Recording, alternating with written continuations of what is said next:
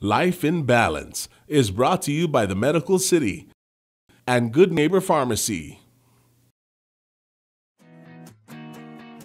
Hafiday, and welcome to this episode of Life in Balance. Follow us to Guam Animals in Need, more popularly known as GAIN, as we learn about the nonprofit organization, tour the facilities, and meet some furry friends. You're guaranteed to positively love this episode.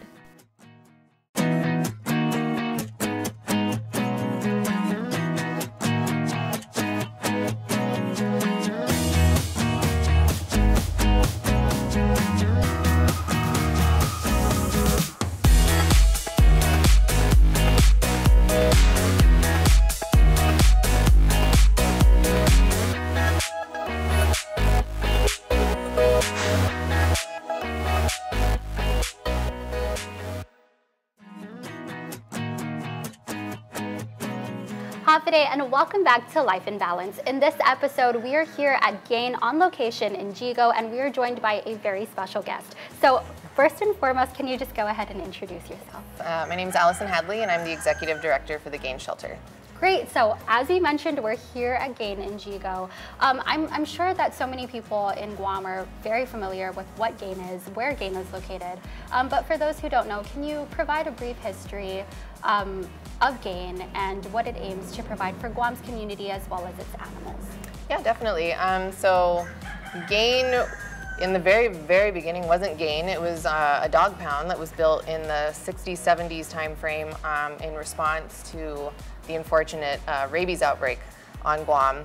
And so they needed to build a facility that housed all of these animals that they kind of needed to round up, for public safety reasons and to try and prevent the spread of the rabies. And so some of the residents on Guam didn't really like the conditions that the pound had, which, of course, in the time frame, that's just kind of the way things were.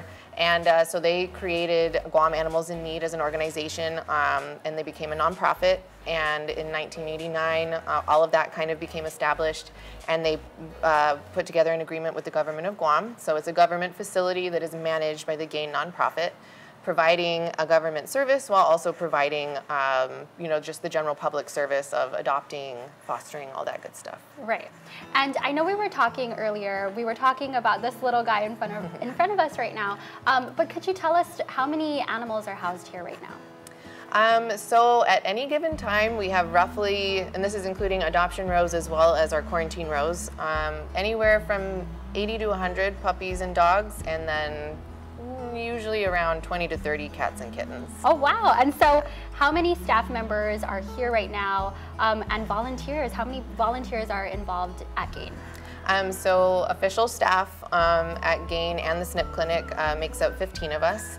And volunteers, unfortunately, because of COVID and everything, our numbers really reduced for everybody's safety. But we are trying to bring people back, specifically for socializing the adult animals, like adult dogs. Taking them out to the play parks and everything helps them become more adoptable.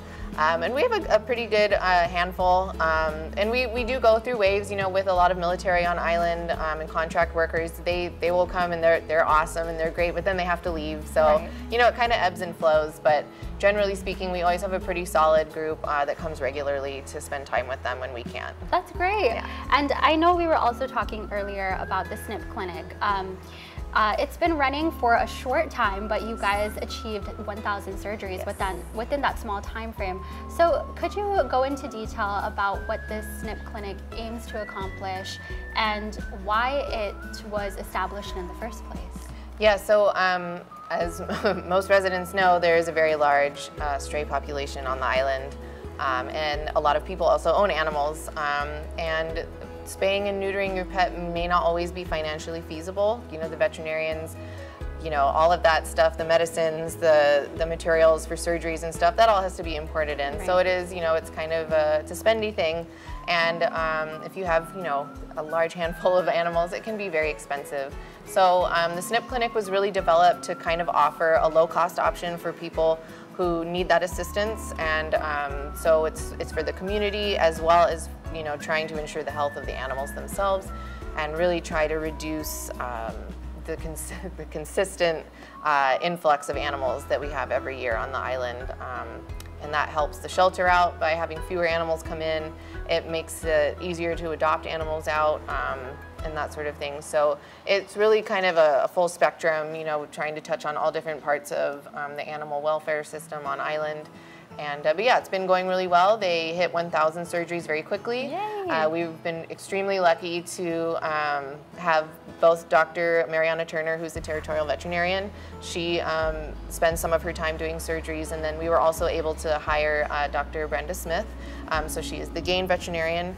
And so they tag team, and so our clinic is able to be open 4 days a week, which is better than we've ever had before. In the past, the SNP clinic has been open, but the veterinarians were strictly volunteers, so it was really whenever they were available. Right. And so it wasn't as often. We still were able to do a couple thousand over several years. So this 1,000 is just adding to that number, and but we're able to move much quicker now, and we have a lot of volunteers in the clinic side that really help, you know, the main team, and they, you know, lots of great hands-on training and stuff. So yeah, it's a really great system, and it's been going well, and everybody that works over there is just awesome. They're powerhousing through this like nobody's business. So it's great to see. Yeah, it really is, because you did touch on the fact that Guam does have a large stray animal population, and we were also, we discussed a myriad of things off camera, but I wanted to specifically touch on this subject. Can you talk to me about what are ways that we can combat, in addition to the SNP clinic, what are ways that we can combat this prevalent issue on our island? Yeah, so part of the situation right now is that the laws for Gov Guam kind of stipulate that catch, neuter, and release programs aren't officially able to really happen, just the way the law is worded. That is something that we're trying to work on, because right now, majority of the animals that are coming through the clinic, you know, they are owned, which is great. We still want them to get spayed and neutered, absolutely. But the stray populations that you're seeing moving in large packs in neighborhoods and stuff, or even just what we refer to as the quasi-owned animals, they're kind of the neighborhood dog. Multiple people feed them, but they hang out. You know, they're just doing their thing. It doesn't bother anybody. But they probably are having puppies or looking for mates and all of that. So we really want to be able to hit that particular part of the population, the ones that are free roaming. Nobody really has them, you know, at their house or anything, because that is the only way, honestly, to really combat the situation. This has been proven in other countries. Lots of successful programs in the States, usually with cats, but dogs, you know, they do have similar programs working on that in other countries that have been successful. And so we want to try and do that. The clinic is still quite small, so, you know, these are just things that are sort of trying to gear up to that point. Obviously, we need to have community conversations about it, make sure the community is wanting this and everything, and making sure that the government is supporting it. So with time, that will happen. But as of right now, you know, for the size that we are and the number of people that we have working there, we're doing really well.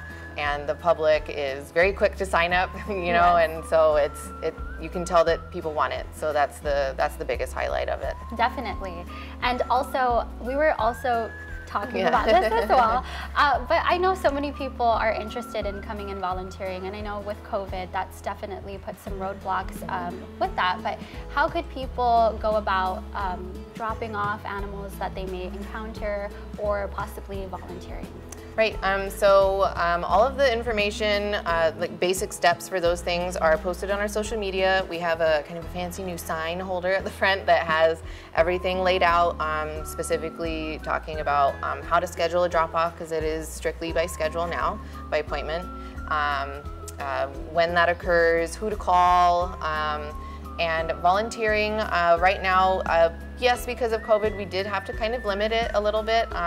Generally speaking, we look for volunteers to come socialize with the animals every day of the week, but usually between 10 a.m. and noon, and then 2 to 4.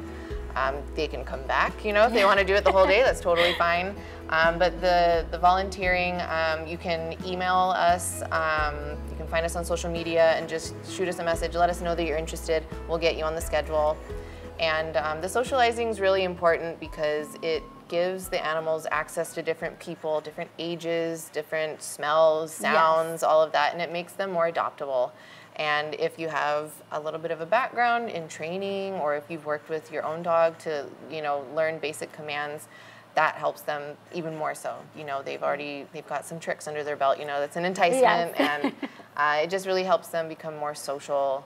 They're more eager to come up to you when you see them, and therefore you might, you know, really connect with them, and then they get to be your new furry family member. Yes, definitely. We're not done yet. We're going to go around Gain, get a tour, maybe meet some of the animals, so definitely stay tuned.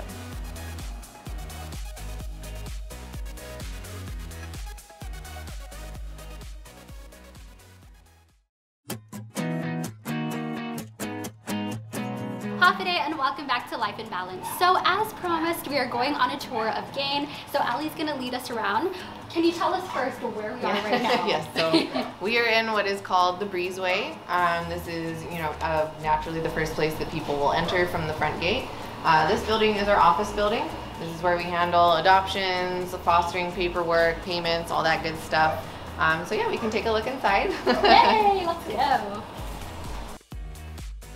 So this is just the main office. This is where people will come to have a seat during the adoption process.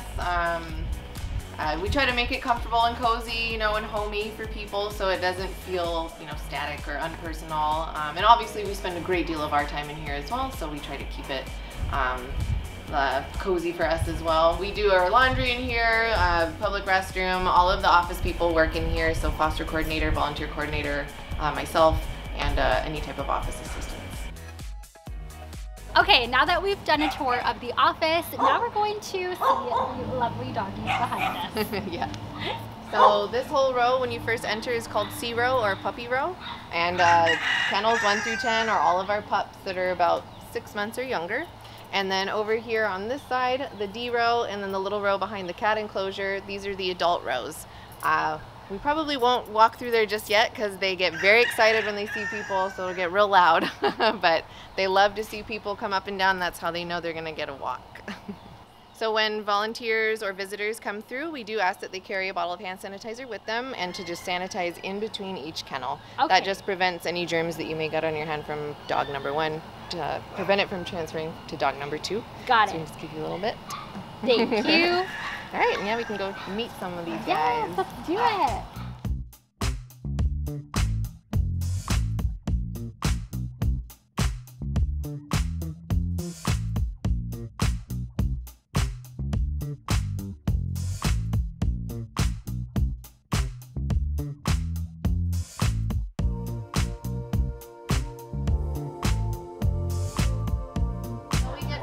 Walks of life, as you can see, that she's definitely older.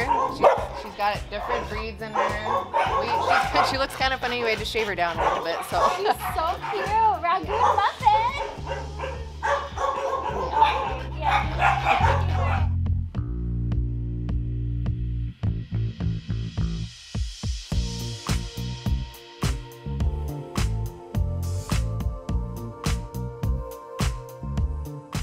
We are here at the puppy lane, and we have a super cute little guy over here. Is your name Mater? Yes. Did I remember that correctly? Yes, this is Mater. Hi, cutie. So yep, this whole row is all puppies. So this is the most important row to hand sanitize, just to really prevent any germs from spreading, because these guys aren't fully vaccinated yet. So we hand sanitize mainly for these little guys' health.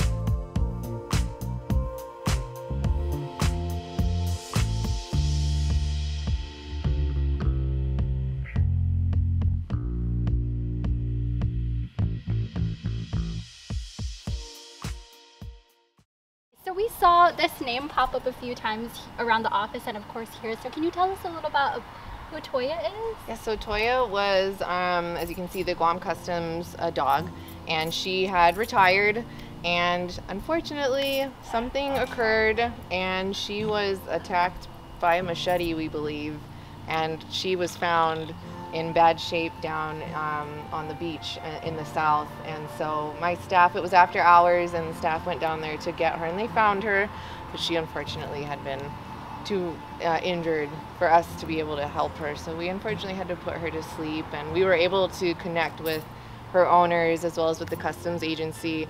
And so they really wanted to do something for her, and we offered to dedicate this play park in her name, and they had a little plaque made for the trees, which you probably saw inside. Right. And then these benches they brought so that people could, you know, comfortably sit under the trees and stuff. And so we just wanted to, you know, have representation for her. It was a very sad situation and sad story, and she served the island, you know, with her whole life. She was a customs agent, you know, for a long time, and she was very close to one of her birthdays. And so yeah, we wanted to at least provide an outlet for the customs community and the dog loving community to show our appreciation for what she did.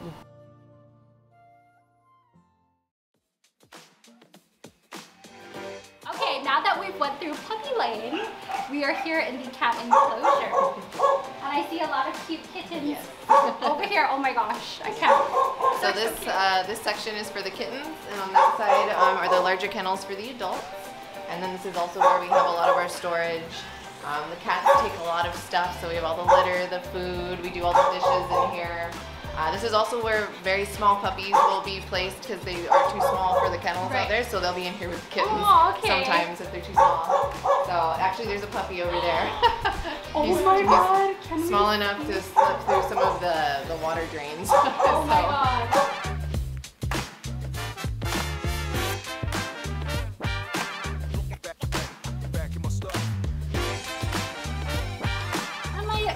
Do you not like it? Is that he likes it. no. He's giving you more of his body to touch. Yeah. You're so cute. Okay. Oh my god, are you getting rid of my cat for real right now? I love your paws. Sorry, I have to touch your paws. They're really cute.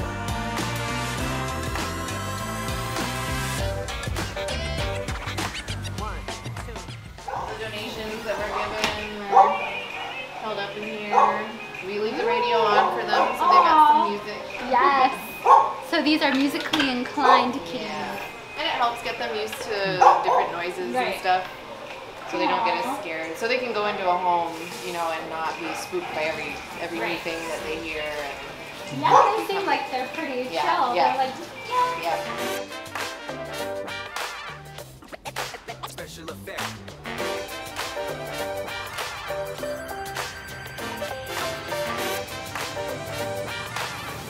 You'll see some of these signs around the shelter, and it does say keep out, and that's just specifically for our quarantine rows. It's meant to keep the public out for the public safety, because we do house animals that have bitten people, and they have to be here to be monitored to make sure there's no sign of rabies. And this is also where all the incoming animals show up, so they have to go through an evaluation just to make sure that they're doing okay physically, mentally, emotionally. Make sure no contagious stuff going on. Right. So if you do see signs like that, it's just for your own safety and for the animal safety as well. okay, great. And what a cute sign. Yes. So now we are here at the famous clinic entrance for the SNP clinic. So we're gonna head on in. Yes. So, and also just a note for people that the clinic is the very first building on the property. So whether you're coming in through the back gate or the front gate, you're gonna come around to kind of the back side of the building and look for this door. Please excuse the paint. Actually, the Fuking is gonna help us do some painting on the other side to help direct people. So it'll have a little bit of facelift. It has character right now though, which is okay, great. So this is just the entrance. This is where we receive the clients. We take payments through here, handle all the paperwork. Each person who owns an animal that's going to go through surgery signs a waiver, make sure they understand, you know, surgery is surgery, there's risks involved, all that good stuff. And then they are welcome to head out, and then all the animals are brought in to, well, first they're weighed. Cute. Here's their scale. They're brought into kind of the animal waiting area. So dogs generally will go into these kennels, and then kitties will be inside of air kennels, and then sometimes we can stack them 2 at a time. And they just hang out in these little guys because they don't need as much space. And this is where they wait before they are selected on the list, and they're brought into this little room, which is what we call the intubation room.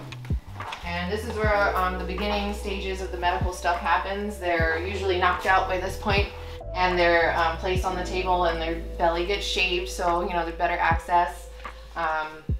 This is where we have all of the surgery packs, so all of the surgical instruments that get sanitized and stuff, gloves, tubes, suture, all that good stuff. And then of course, very important, are autoclaves, and these are used to sanitize all of the instruments appropriately to make sure that the animals are all safe. And then once they're shaved and ready to go, they get carried over into the little surgery suite. And this is where our veterinarians do all the good work. This is the surgery table. And yeah, the last time you guys were here, there were some surgeries happening, so you got to see them in action. But yeah, it's a good setup. It works. The flow is pretty easy. We do, of course, wish we had more space, but considering that this was already an established building, this is great. we love that we have this established already, and we've had a lot of donations come in through the medical community that has been so helpful, and we really just appreciate all the outpouring of support that we've gotten from everybody around the island. So yeah, it's a good setup. It works. And don't say farewell just yet. When we return, Allison will tell us how we can help our fluffy friends find a forever home and introduce us to some possum animals.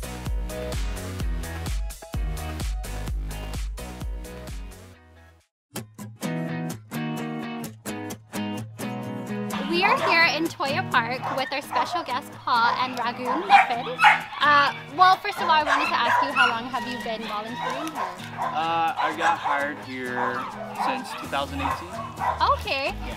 So, how did you hear about GAIN? What made you want to come here? I just saw their job offer, and you know, I always wanted to work with animals, so this is like a step in towards that. Yeah. Okay, can you walk us through your typical day here at GAIN? So we usually switch off with cats and dogs.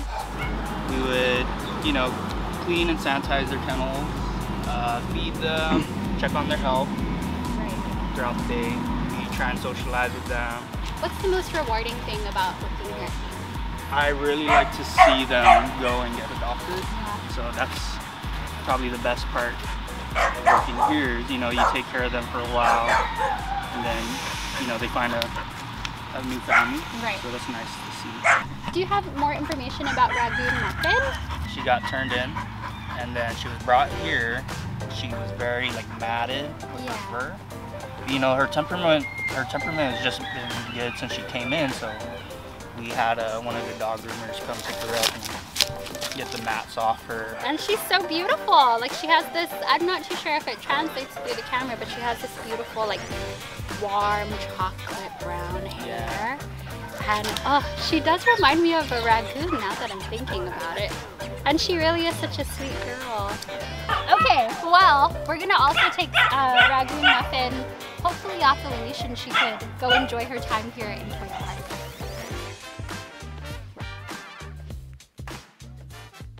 So now that we met Paul, and also we had a little playtime with Ragoon Muffin, we're here now with Gucci.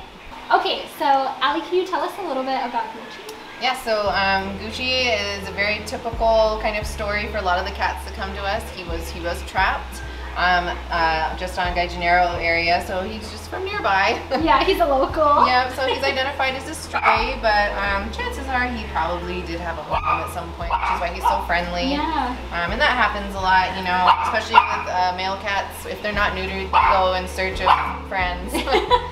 So he may have just wandered off from where he was staying, and he's very affectionate. He loves cuddles.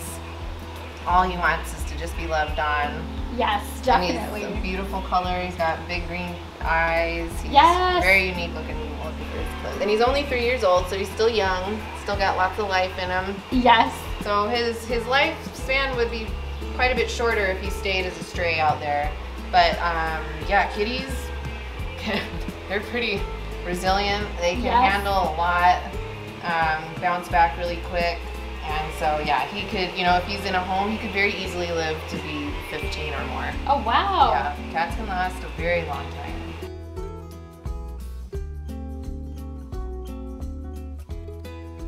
You know, the biggest aim is to get these animals adopted, and from our experience, they are so lovable and I personally want to take them home. I want to take all of them home with me. So I know that there's so many people who are interested in doing that. So how can they get involved in the adoption process? Yep, so we have our website, guamanimals.org. All of the animals that are here at the shelter as well as in foster homes are on that website. And through there, you select the animal by name, and then there's little buttons that say, adoption information and all of that, and that'll take you to the adoption questionnaire. Once that is filled out and submitted, it pops up right away into our database, and we will contact you by phone or email. And then, of course, you can always come here and visit and meet them first. So we do encourage that, of course. Visitation is daily between 1:30 and 4:30. You can always call and schedule an appointment, but walk-ins are available during that time as well. And adoption is $125. That helps to cover the basics that they receive while they're with us. They get vaccines, dewormers, some basic flea and tick treatments. But then that also covers microchip. If they're old enough, it will cover the rabies vaccine, as well as the spay-neuter surgery. If you have questions, you can always call us and ask us. If you let us know, the type of lifestyle you have, what you're looking for, we can try our best to, pair you with the best suiting animal. Definitely. Okay, well, that does it for this episode of Life in Balance. So again, if you guys are interested in adopting a pet to find them their forever home, please come visit Gain here in Jigo. So again, thank you so much, Ali, for having us, and we'll see you in the next episode of Life in Balance.